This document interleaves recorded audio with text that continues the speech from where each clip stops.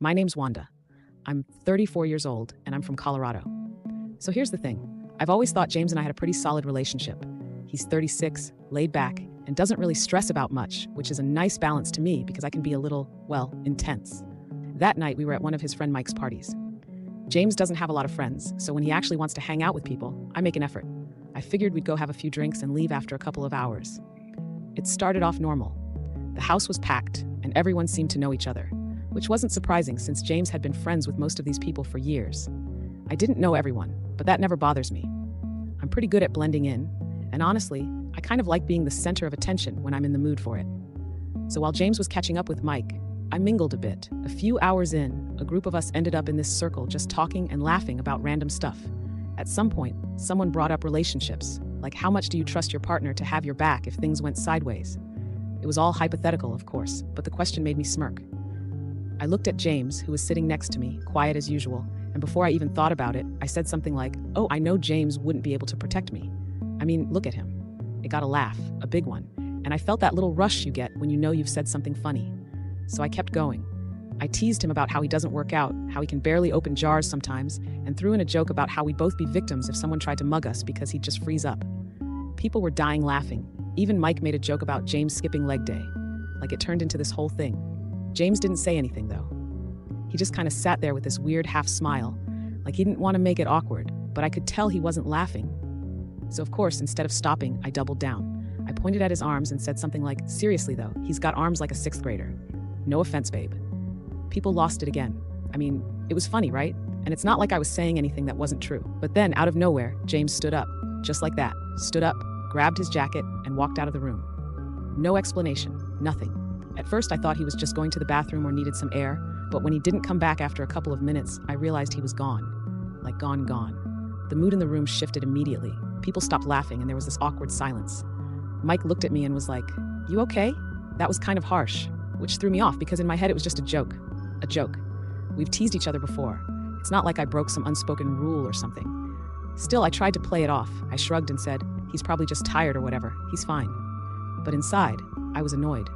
Like, what was his problem? It's not like I was lying, and it's not like anyone there was going to think less of him. If anything, I thought I'd make him look good, for being able to laugh at himself. I stayed at the party for a little while longer, but it wasn't the same. People were polite, but the vibe was off, and I felt this weird mix of irritation and embarrassment. Finally, I said my goodbyes and called an Uber. When I got home, James was in bed pretending to be asleep. I didn't say anything to him. I figured he'd get over it by morning. But the next day, things were different. He barely spoke to me, and when he did, it was short and clipped, like he couldn't be bothered. I asked him what his deal was, and he just looked at me and said, "You humiliated me in front of my friends." That caught me off guard because, again, I didn't think it was that serious. I told him, "It was a joke, James. Don't be so sensitive." He didn't respond. Instead, he just walked out of the room. And that's when I realized he wasn't going to let this go. When I woke up the next morning, James was already up, sitting at the kitchen table with his coffee. He didn't look up when I walked in, which immediately irritated me. I mean, fine, he was upset last night, but this silent treatment thing wasn't going to work for me. "Morning," I said, pouring myself a cup of coffee. No response. He just kept scrolling on his phone like I wasn't even there. "Okay, are we seriously doing this?" I asked, sitting down across from him. "Because if we are, let's just get it over with." He set his phone down and finally looked at me. "Why would you think it's okay to humiliate me like that in front of my friends?" His voice wasn't loud, but it was sharp. "Oh my God, James, are you still on this?" "It was a joke," I said, rolling my eyes. "I wasn't trying to humiliate you."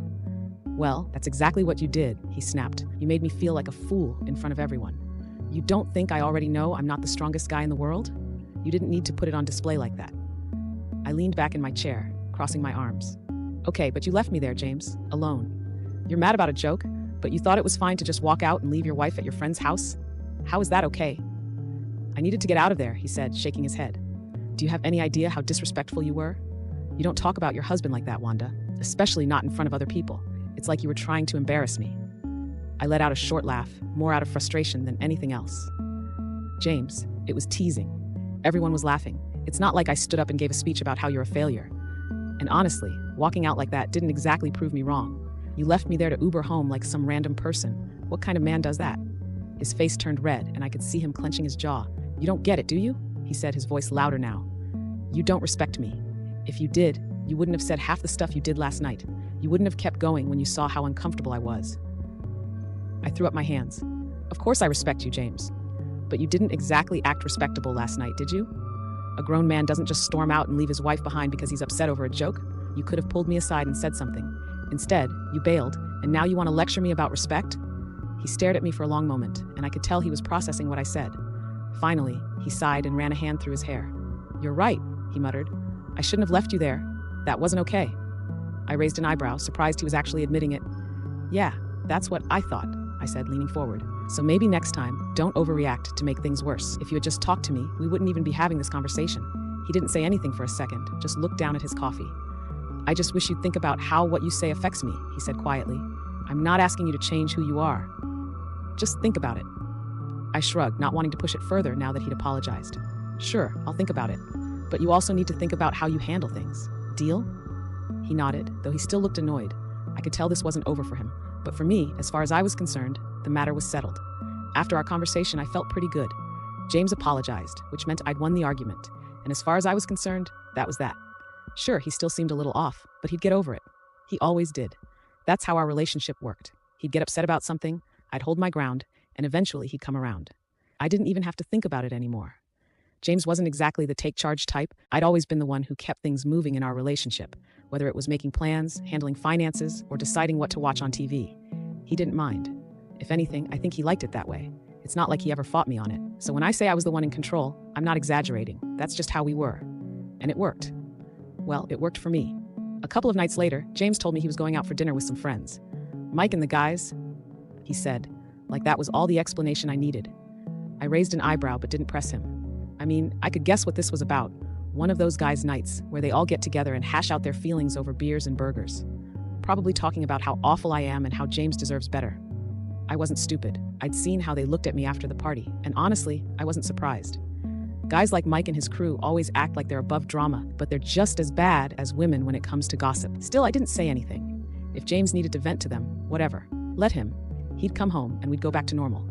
But when he came back that night, something was different. It wasn't anything dramatic. He wasn't storming in with accusations or anything like that. It was more subtle.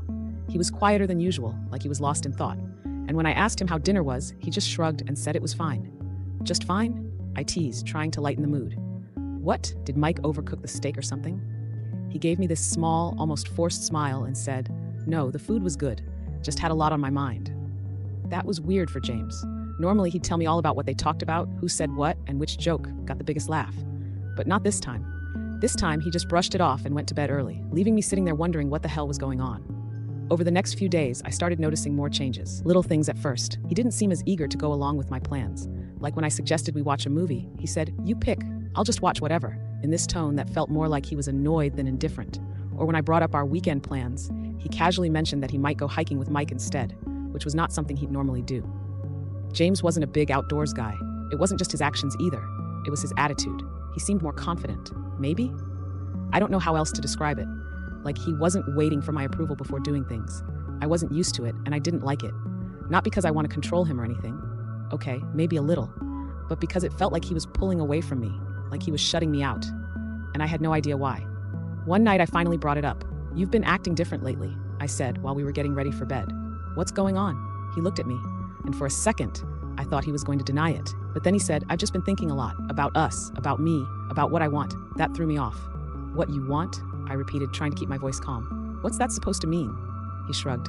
"Just that I've been letting things slide for too long. I've been too passive, too whatever. I need to start standing up for myself more. That's all." I laughed, trying to play it off, but inside I felt this weird pang of unease. "You make it sound like I've been running a dictatorship or something. Is this about the party? Because we already talked about that." "It's not just the party," he said, looking me straight in the eye. "It's everything." And just like that, the conversation shifted. It wasn't about one night or one joke anymore. It was about our entire relationship. And for the first time, I realized he might not be okay with how things were. For the first time, I started wondering if I was losing control.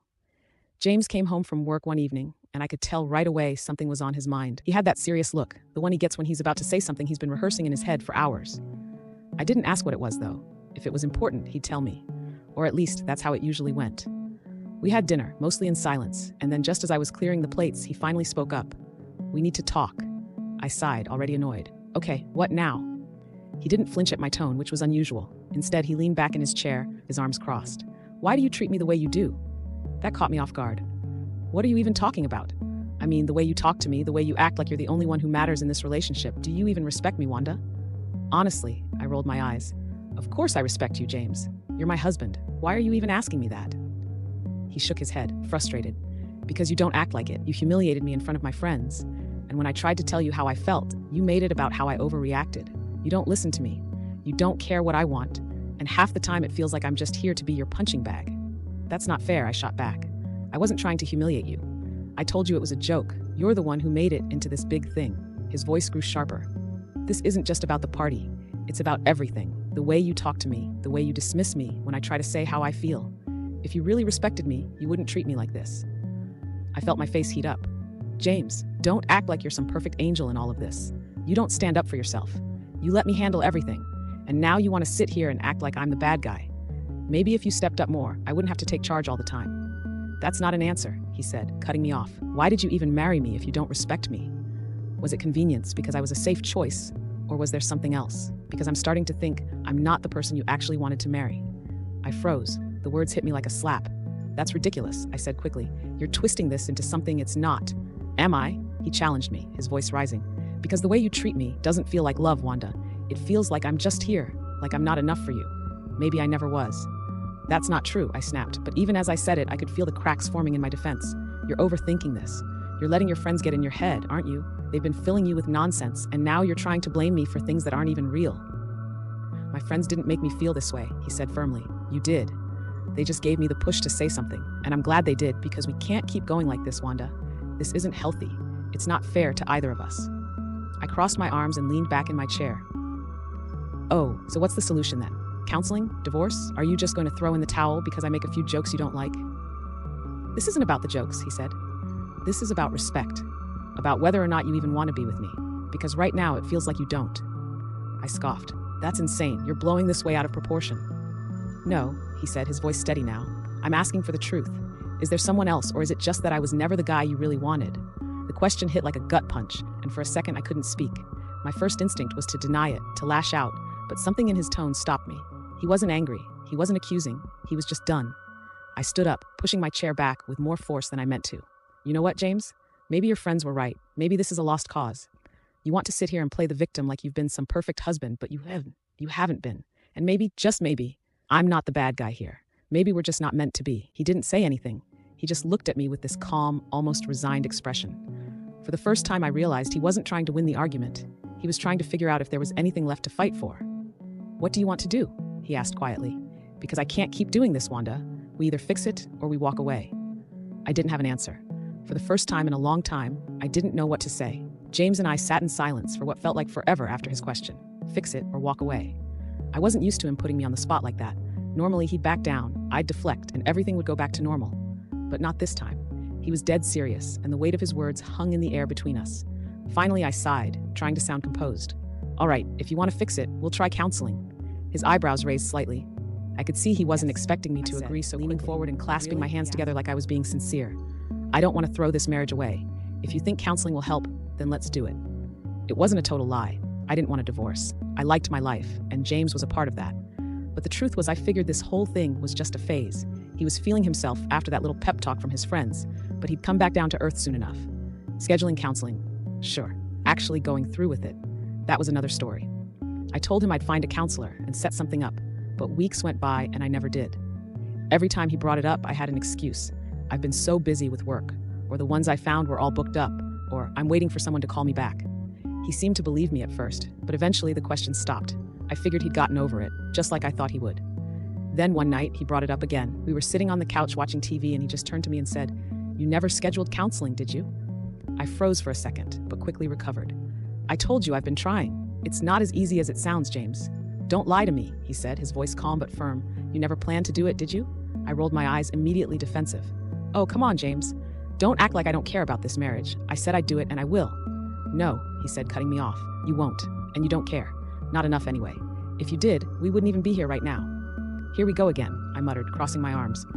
"Why do you always have to make me the bad guy because you won't own up to anything?" He snapped, his voice rising. "You don't respect me, Wanda. You don't even take this seriously. And honestly, I'm done pretending this is going to work. I want a divorce." I stared at him, stunned. "What did you just say?" I asked. "I want a divorce." He repeated, his tone steady. "This isn't healthy. You don't respect me. and I can't be with someone who doesn't even want to try to fix things. I laughed, but it was more out of disbelief than anything else. You're not serious. I am, he said, looking me dead in the eye. I've been serious for a while now. I just needed to make sure this isn't fixable, and it's not. You're being ridiculous, I said, shaking my head. You're just mad right now. You'll calm down and see how stupid this is. No, Wanda, he said firmly. I'm not mad. I'm clear. I deserve better than this. That's when it hit me. He wasn't bluffing. He wasn't trying to make a point or win an argument. He meant it. He wanted out and I panicked. Are you kidding me? I snapped, standing up and glaring at him.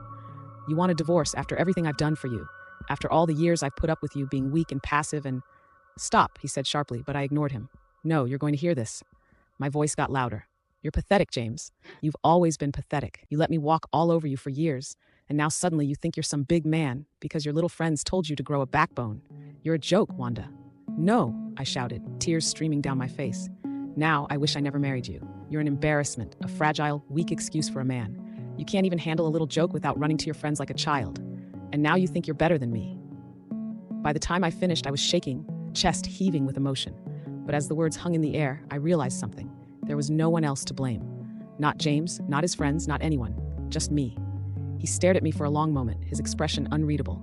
Then he stood up and walked to the door. You don't have to say anything else, he said quietly. I'll stay at Mike's for now. You can call me when you've had time to think about what you really want. And just like that, he was gone. For the first time in our entire relationship, I wasn't the one in control. And for the first time, I didn't know if I wanted him to come back. Weeks went by.